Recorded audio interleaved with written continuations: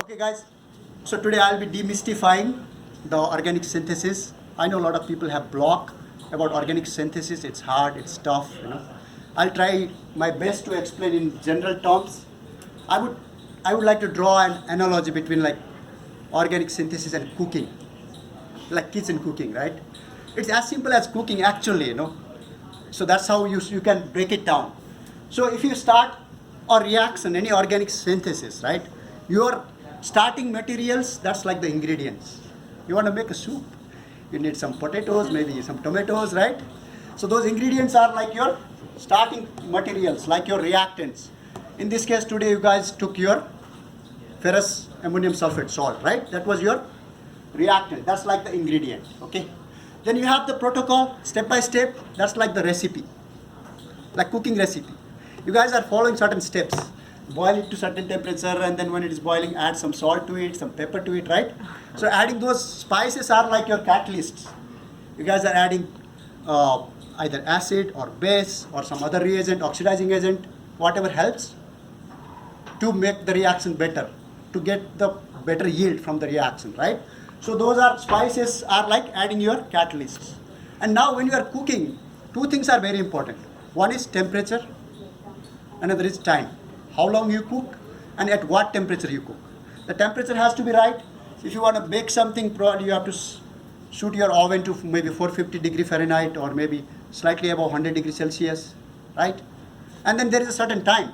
If you like bake it for like let's say few hours, then you may get your product may get charred.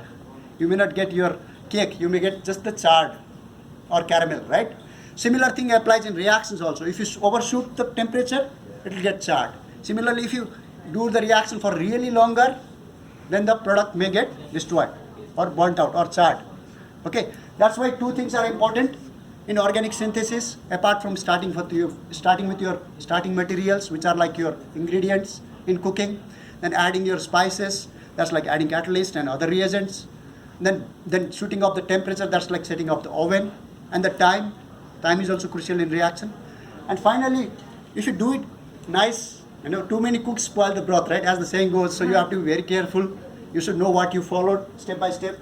And finally, you should also observe. As you are cooking also, you just want to see whether it's cooked or not, right? Similarly, in reaction also, you should monitor how it is happening.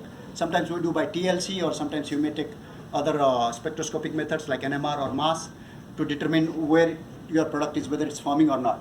And finally, the taste of cooking lies in serving, right? So to know whether your reaction was successful or not, or how successful was it, and how efficiently you could synthesize a product, that's what you calculate, what's called a percentage yield.